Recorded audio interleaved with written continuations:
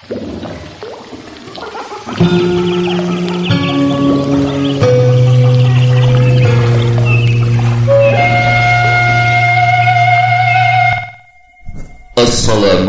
warahmatullahi wabarakatuh. Para wargi nu mulia, alhamdulillah urang sadaya tiasa patepang deui pangarsati mantenna Allah subhanahu wa ta'ala. Mugia urang sadayana sapapaosna aya dina ginanjar kawilujengan kawayan dipapari nugrah hati mantenna nu mangrupi kasehatan lahir kalih batin, anu disarengan ku rahmat kalih karidoan ti mantenna sareng tiasa dijantenkeun janten jalmi-jalmi anu kagungan iman sareng takwa ka mantenna nyaeta ka Allah subhanahu wa ta'ala pangeran urang sadayana. Amin ya Allah ya rabbal alamin. Wargi-wargi insyaallah sing kuring sapara kanca maksud bade neraskeun deui ngadongeng galayan jejer carios nyaeta Jawara Sakti ti Gunung Sembung dina lawakon Numpes Bergola Ijo karya Bapak Jair Warni. Sumarga para wargi,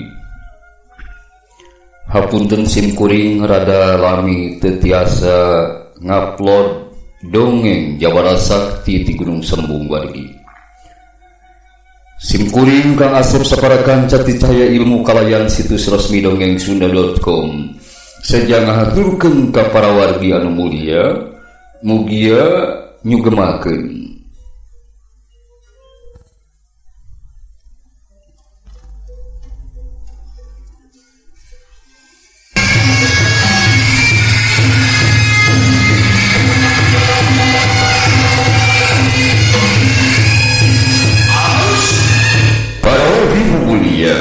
Utamina masyarakat Tatar Pasundan Jawa Barat di mana bayana cahaya ilmu youtube.com/sbnptn kalian situs resmi dongengsunda.com sejam jangkung hiji carios dongeng anu biasa oge disebat legenda perlawanan rakyat Pantura ka kumpeni Walanda.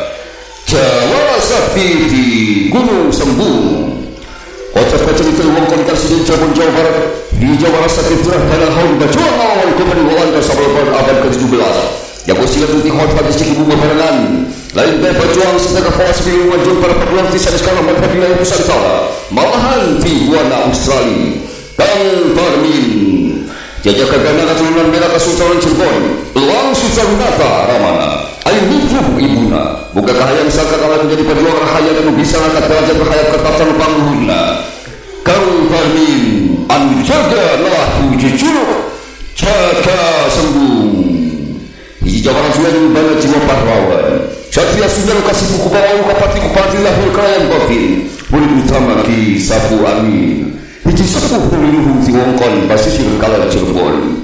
Kang Parmin bacuan nyuhun kekuasaan kosong lalu salian tiasa oleh tanggang makarangan melukun cekujung osina tahun yuti antara oge loba bicara hatsal teti antara mana loba oge biru ke bangsa Walanda Bergola Ijo Raja Bekal si Gunung Ciremai si Cakar Raja Wali kompotan mawar hidung Kiai Musa Dumaraki Subeni Jawara Tiongkok Dewa Suci si Gunung Gobi Yudek Malas Amerika Kang Parmin ambil kabeh para jawara kahor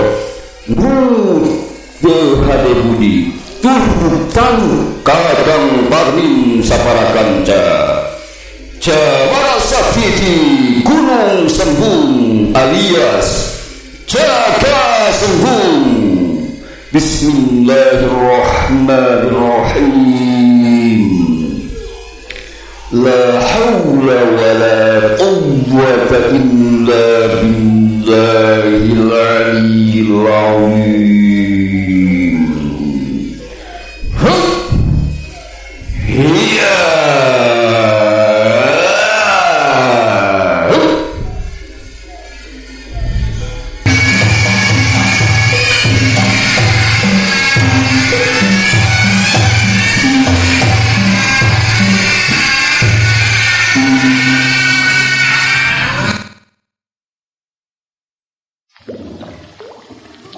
Para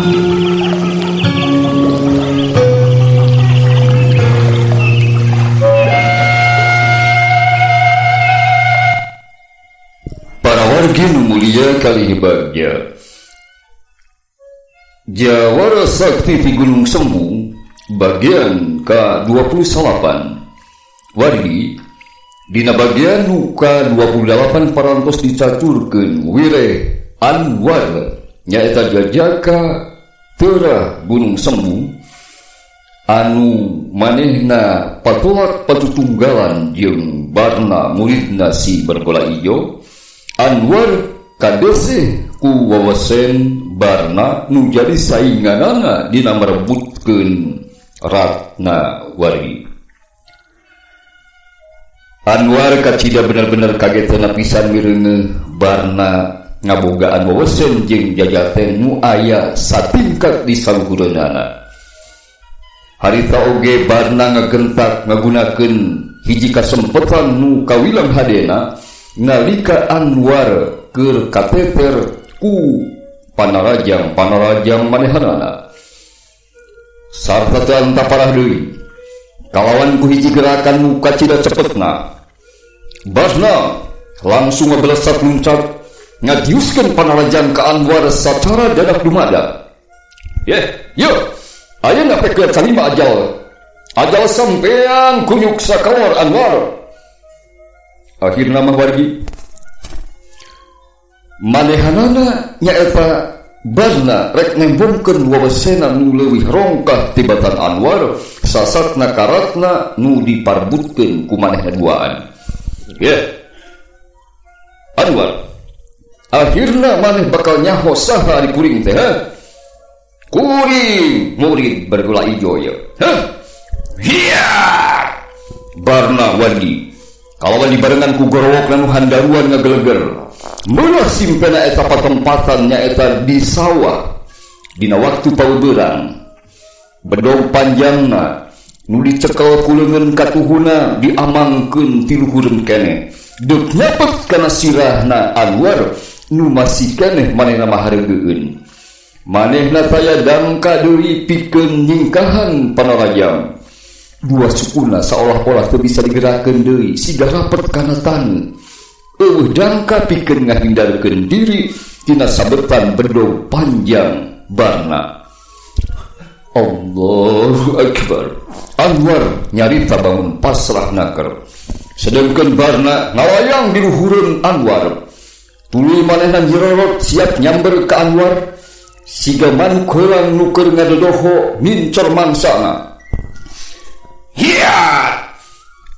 So bedog panjang dihembatkeun deuk nyabet sirahna Anwar. Celah. Kabireung aya sora nu ngagero. Pelesat. Bedog panjang barna ngabelesur kabelah luhur. Murag kana taneuh garing. Mana horeng nu ngagero teh tayalian ti barna lantaran ngaradak aya hiji cirim nu ngolembat teuk anggon suka bebela ka Anwar. Eta jirim wargi kalawan gerakan anu cepet bawaning kilat ngolembat nyamber ka leungeun barna nu keur nyabetkeun pakarangna kana sirah Anwar. Barna ngagero luluna kekerepengan jelieun sedengkeun bedog panjangna ngapelsul ka belah luhur nu saterusna murag kana taneuh. Sedengkeun badanna sorangan ngajungkel sababaraha meter ka tukang. Anu saterusna disusul ku pak jeleg-jelegna hiji tangtungan badan anu teu katiten ti mana manehna datangna. Kalawan hampa menaker eta jalma anyar pinanggih teh napakeun sukuna dina lemah sarta langsung ngawangun hiji kuda-kuda siap sayaga pikeun yang hareupan barna nu ngadayag ka tukang bari nyekelan deungeun katuhuna nu paul jiga ngagetih hubungan baru pangaruh tenggelan kedek ti eta jalma. Wargi barna nutup garang ka jalma anyar pinanggi anu harita ngabedega di hareupeunana. Riuk bangetna euceuy beureum nahan ka sakit sarta amarah nu ngagalo dina jero dirina. Setan saha nikeun? Nah, ieu biung kana urusan batu. Jawab. Barna nyentak bari satekah pola hudang jeung deuk masang kuda-kuda. Sedengkeun Anwar sajongjonan makalah ngajengjeng bae nangtung bangun heran nyaksian eta hal teh. Manehna gancang apaleun yen ieu jalma nulungan teh tayalian jajakan milu salat berjamaah di Masjid Gunung Sembung. Manehanana teu nyangka sacongo buuk yen eta jajaka anyar pinanggih teh sabenerna mah mangrupa hiji jago silat nu kacida hebatna. Memang bener naon-naon dicaritakeun ku pangarsa guruna nyaeta Kiai Subekti teh yen manehna teh telah hiji jawara sakti nu pilih tanding. Para wargi nu mulia, sedengkeun ari Kang Parmin mah ngan ukur imut ngagaranyu neuteub antep ka barna. Bener kuring teh musafir nu deuk bebela anu bener sarta deuk numpes nu jahat jeung kajahatanana. Wargi Kang Parmin nyarita kalawan antep tenang naker. Tapi sanajan kitu manehna tetep waspada permana tinggal. Lantaran harita keneh oge manehna geus bisa nitenan hiji panarajang lawan ti beulah tukangeunana. Nyaeta lawan nu deuk gawe demi ti bongohna. Nyabetkeun pakarang nu mangrupa siku-siku nu deuk ngahanca kana pundukna Kang Parmin. Tetela warto nu ngalayang deuk ngancam punduk Kang Parmin wargi. Tapi kalawan ku hiji gerakan nu matak helo, Kang Parmin malikeun badanna satengah dongkok. Tuluy ngacuang badan warto kuat naker. Bismillah. Ciat! Dua leungeunna Kang Parmin ngacuang tuluy ngacungjungkeun badan warto nu satekah polah tecerejelan hayang ngalesotkeun dirina tina panyekel Kang Parmin. Nyaeta tina pamanggul Kang Parmin, sedengkeun pakarang nama ngabelesuh leungit teuing ka mana. Ieu tempo babaturan maneh ieu barna nu kabisana ngan ngabongohan kalawan ti tukang sarta oge manehna teh tukang racun. Siga mah pantes ieu jadi umpan pikeun buhaya-buhaya nu kalaparan nu aya di walungan pekik ieu. Ku kituna ieu barna ieu jalma ku kaula deuk dialungkeun. Cing ini kaditu. Hiya. Hiya.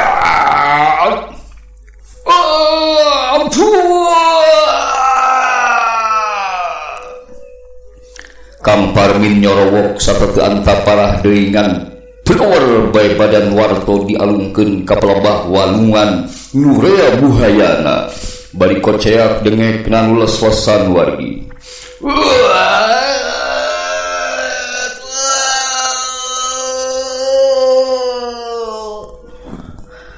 Warto ngajerit koceak dengek nu sorana teh handaruan tatar pasawahan harita teh kabeulah ku sorana nyaeta meulah simpena eta paubeurang. Badan ngalayang tarik ka tengah-tengah walungan sarta dina kaayaan sirahna nunggil ka handap.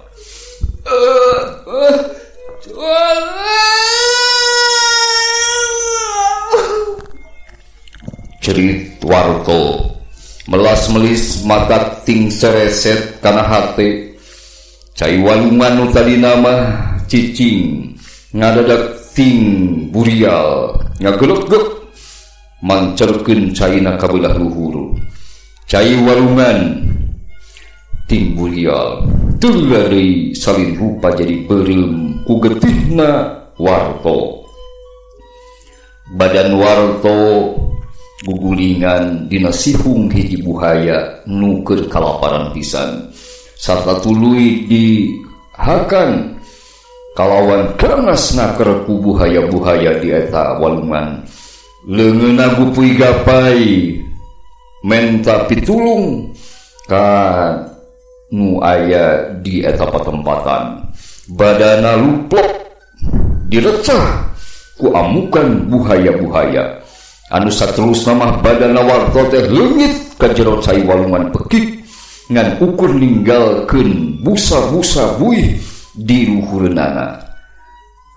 Saurang deui wargi nu jadi kepercayaan bergola ijo palastra nyusul babaturana nu rigana.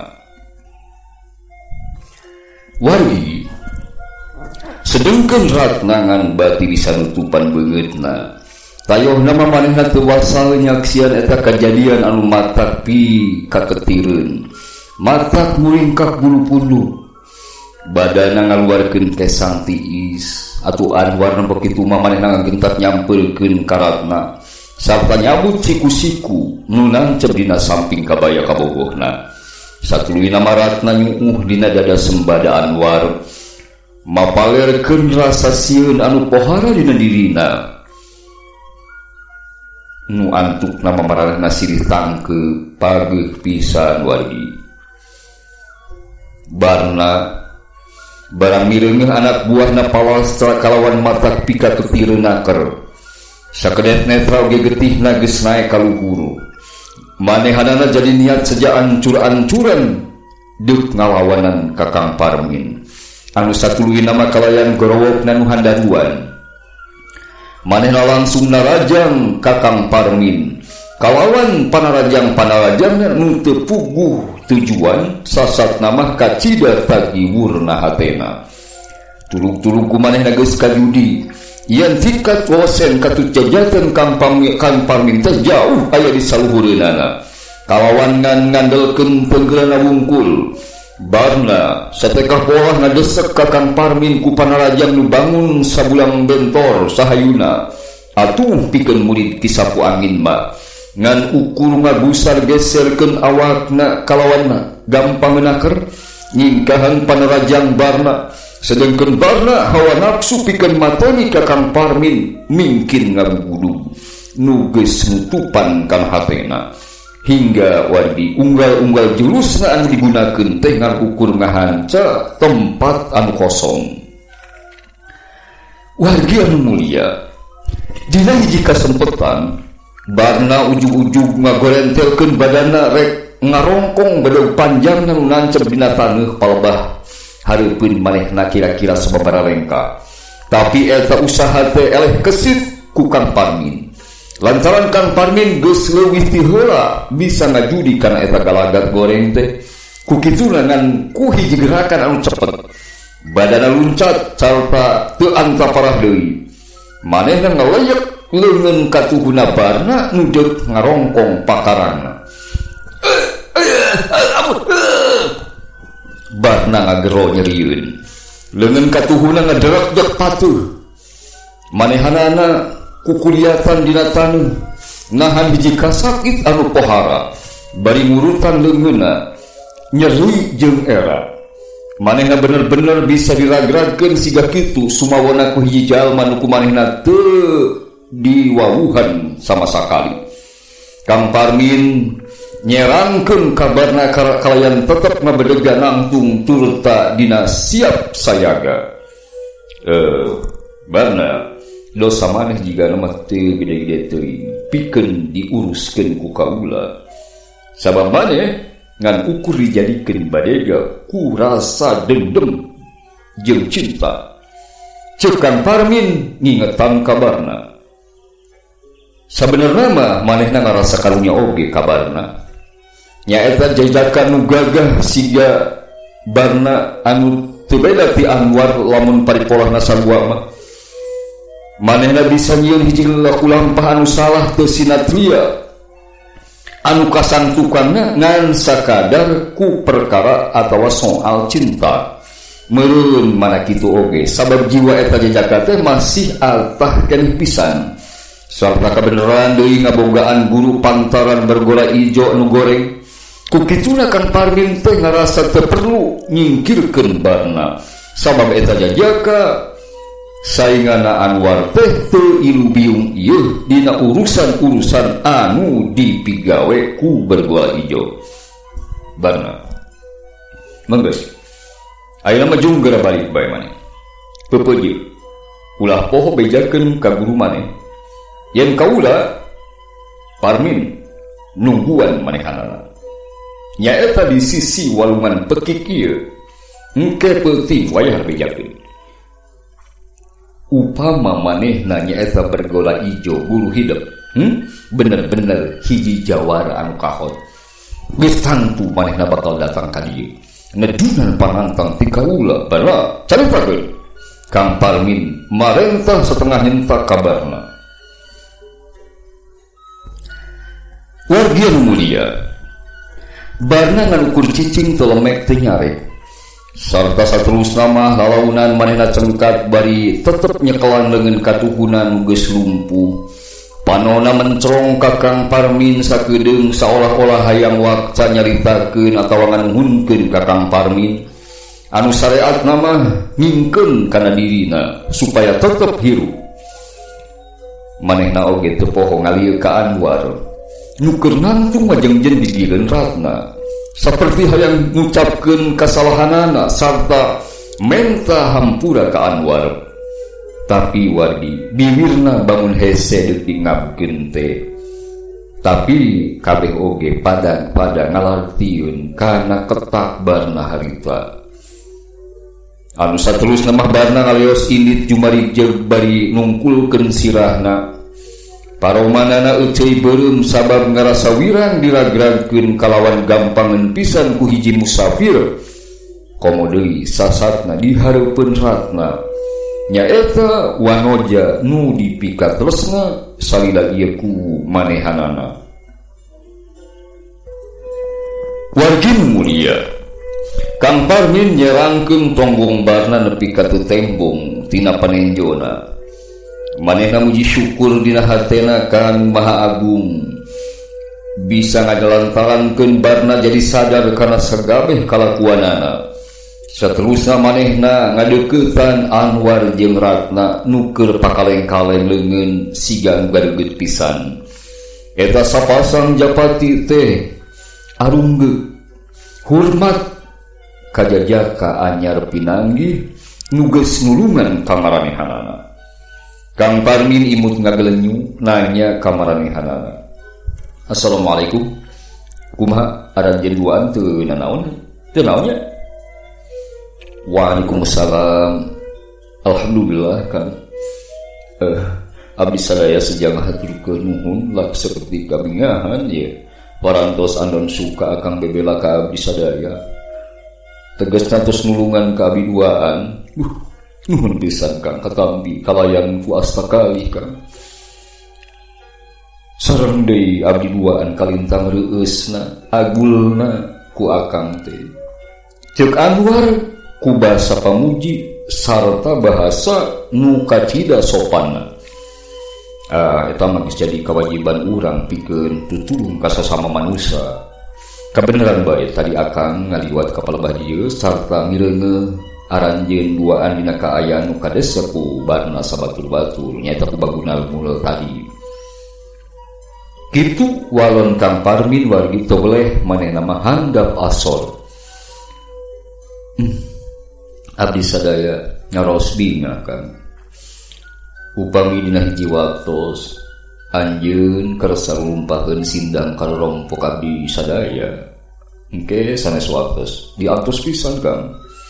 Anwar teu boleh manehna hormat ka Kang Parmin. Neruskeun omonganna kalawan pinuh pangharepan yen Kang Parmin teh bisa umanjang ka Pondok Pasantren Kiai Subekti Ahmad. Insyaallah sarta hatur nuhun kana pangangkil ti anjeun ka kuring. Kuring mah ngan musafir nu hina. Sarta upama bisa mah pangdugikeun salam baktos ti kuring ka pangarsa Kiai Subekti Ahmad. Kuring kacida reueusna kana perjuanganana salami ieu di wewengkon Gunung Sembung jeung Gunung Jati Cirebon. simkuring bade pamitan ya. Mudah-mudahan tiasa pendak deui ge. Cekang Parmin manehna teu ngadaguan jawaban, cerelah, besar, les, miles di satu kangen, rarembetan kakayon saliara nu ngahunyud di eta wewengkon.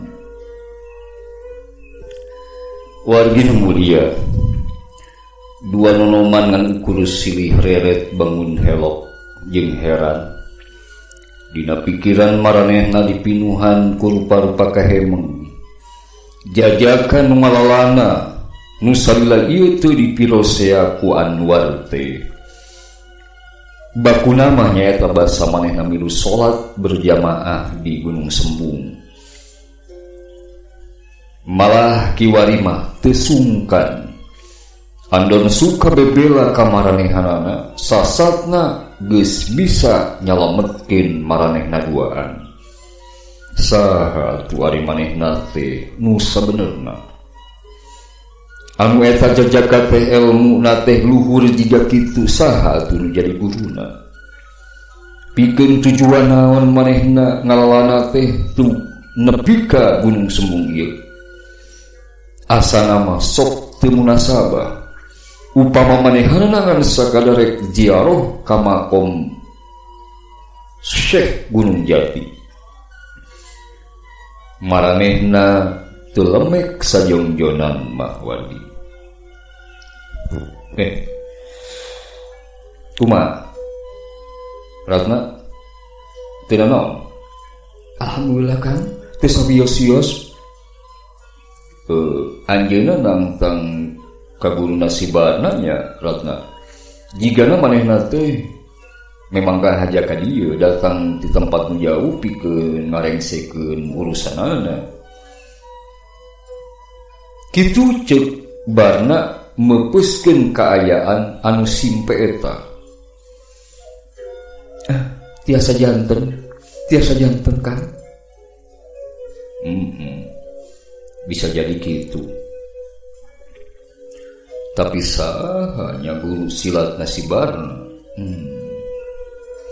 Anwar nanya bari maredokeun panutupna kana sawah-sawah nu ngemplang hareupeunana. Mungkin bae si Barna teh ku guruna di desa sejen kitu. Lamun nitenan ulin ilmu silatna tadi mah tangtu guruna teh lain jalma jore-jore. Nya paling teu manehna teh satingkat jeung Bapak Anjeun Ratna. Anwar cumarita muraikeun lamunan Ratna nu bangun hareugeun. Siga nama aya hiji hal nu ngajadikeun kabogohna teh bet ngalamun. Teuing naon cenah Cohor mah nu dilamunkeun ku Ratna teh. Anwar oge teu nyahoeun. Manehanana tuluy mencong ka kabogohna hayang negeskeun. Aya naon cenah? Muhun Kang Anwar. Kudu disangki-sangkinya manehna teh ngunek-ngunek ka anjeun horeng teh Anwar. Ratna ngembalan satekah pola Kang Ade Sukarna nyumputkeun bubuden anu sabenerna. Nya eta cenah wargi hiji rasa ti hiji wanoja upama dirina nepikeun ka diperebutkeun ku jajaka-jaka anu garaga teh kacida ngarasa reueus jeung agulna tah kitu wargi. Aya wae kitu nya. Wargi anu mulia. Saterusna mah Anwar nuyun leungeun ka bogohna deudeuhna keur balik deui ka tempatna tadi nyuhan deuk neruskeun deui dalaharna nu katunda. Teu karasa wanci geus manceran panon poe cahayana mani moreret. Nu tumerapna ti koro gampang halabham. Ratna meresan sesadahareun diasupkeun kana bobokona maksudna deuk keuat mulang. Manehanana deuk nyaritakeun sababaraha kajadian tadi. Kanu jadi bapakna nyaeta ka Kiai Haji Ahmad Subekti. Sedengkeun Anwar mah turun deui ka sawah neruskeun hancana macul sawah kalawan pinuh sumanget bari heheotan lalalunan. Wargi-wargi nu mulia, kacaturkeun Kang Parmin geus mulang deui ka Masjid Gunung Sembung. Manehanana rek ngareukeun heula kacapena sarta teu poho ngalaksanekeun salat duhur. Salila manehna lalampahan teh hatena mah kagugah mikirkeun kageulisan ratna wargi. Nu cenah ampir deuk sarua jeung keuretan beungeut Neng Roijah kabogohna nu ayana di Desa Kandang Haur Indramayu. Timimiti rambutna nu hideng meles panjang nepikeun kana bibirna nu ipis. Ngan aya bedana tangtuna ge. Mun Neng Roijah mah nyaeta hiji wanoja anu kacida lungguh timpuhna, sedengkeun airatna mah rada boga sifat siga lalaki. Wargi ingetana Kang Parmin kumalayang kana kajadian-kajadian bareto. Basa munggaran manehanana patepung jeung Nyi Roijah kabogohna alias si Bajing Hideung. Nyaeta dina mangsa manehna nulungan Neng Roijah nu deuk ditandasa ku hiji jawara ti alas peuntas nu jujulukna si Dewa Suci ti Gurun Gobi. Nyaeta Dewa Suci nu nyebarkeun bala. Patepung nungan sakolebat teh tetela geus ngajadikeun hatena kagendam ku wanoja putri kapala Desa Kandang Haur anu hal ieu teh ngajadikeun dirina teu bisa deui mikabogo wanoja nu sejen. Wargi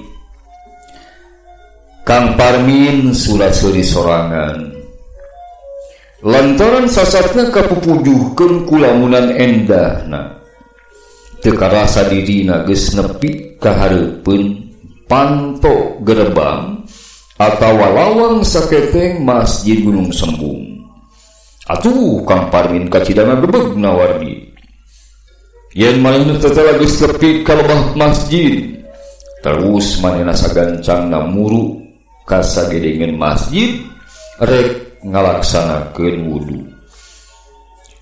Paromana jadi seger hegar. Kabanjur ku cai anu nyelecep tiis nu nyurulup tina goci keramik. Pipikirana jadi berag hegar marahmai deui paromanana wargi. Dina salatna manehna ngadua nyuhunkeun pituduh sarta kakuatan ka Gusti Allah nu Maha Kawasa pikeun ngamusnahkeun sang angkara murka nu geus nyebarkeun ajaran-ajaran kamusyrikan jeung kakafiran sarta geus ngabalukarkeun saruntuyan Rajapati di wewengkon Gunung Sembung jeung Gunung Jati. Wargi satutasna ngalaksanakeun salat duhur. Kang Parmin kuredag gengilehean ngareukeun kacape nyaeta sangkan tanagana bisa jagjag deui. Dina ralancan yang hareupan ijeun patutunggalan engke peuting ngalawan si bergola ijo. Para wargi nu mulia kalih bagja. Poe geus mimiti peuting. Bulan purnama ngagepraikeun cahayana nulir emas nyinaran sapangeussi jagat raya. Sinarna mantul kaluhureun cai walungan pekik nu sakitu tenangna teu diriakan. Tapi sabenerna disatukangeun eta katenangan walungan pekik teh wargi. Nyamuni hiji lalang se anu aheng. Hiliwirna angin bangun balaunan anu ngajadikeun kaayaan eta peuting jadi leuwih endah. Sora sasatoan leutik peuting disarada patembalan nu iburna pacampur jeung sora haleung bangkong-bangkong sawah nu kungkong patembalan. Keresekna sora dahan pare nu silih gesek katebak angin, nu kalan-kalan mah ngagelebug. Kadengena teh siga nu sora tatabeuhan dina wan Cipeuting. Wargi tapi ngadak-ngadak sora-sora ibu resato-sato peuting teh eureun sapada harita. Lantaran dina beungeut cai walungan pekik nu tadi mah siga tenang pisan eueuhna naon. Sakedet netra ngadak-ngadak buburialan tembong siga aya busa-busa ngaburuk-bu ti lebah beungeut cai. Anu antuk nama ting pecenghul tembong mang puluh-puluh buhaya anu lumayan oge gedena ngajajar siga potongan balok-balok nyata balok-balok kali nu apung-apungan dina beungeut cai walungan peki ngan sapasang matana bae nu mancerkeun cahaya nu rupana koneng ka tembong jelas atra nu ti kajauhan mah saolah-olah mangrupa mangpuluh-puluh siraru nu keur ngararapung dina beungeut cai walungan peki. Pamandangan peuting eta saluyu jeung sabait pantun lagu nu nandeskeun caang bulan di walungan. Buhaya mecenghul disangkana pae. Eta buhaya-buhaya teh siga nama bener-bener keur garna heunaker. Sasatna Sukabunga ku endahna cahaya bulan purnama nu sumirat kamar capada. Pada Sukabunga jeung pada baturna nu ngajadikeun paripolahna jadi kacida kamasna. Sabot keur kitu wargi. Ti kajauhan rentang-rentang tembong hiji jirim badan nu nangtung ngajega dina sisi walungan peki. Neuteuk antep nintenan kana beungeut cai nu ngamalir riakan. Katembongeun ku gerak-gerakan buhaya nu aya di jero cai. Hiji tangkal nu regang jeung daunna gompok atawa liuh sarta badag kalawan ngarangkada ka tengah-tengah walungan eta ngahalangan dirina tina eta sorotna bulan purnama nu murub biar. Manehna teh wargi Mama Andri Kang Maryana tayalian ti Kang Parmin anu keur ngajega ngadaguan musuh utama nu sakti mandraguna berbola ijo seja ngadu besen kartu jajaten jeung nangcukeun saha nu bakal unggul dina eta patutunggalan dina eta jurit nyaeta antara jurit bener jeung jahat wargi.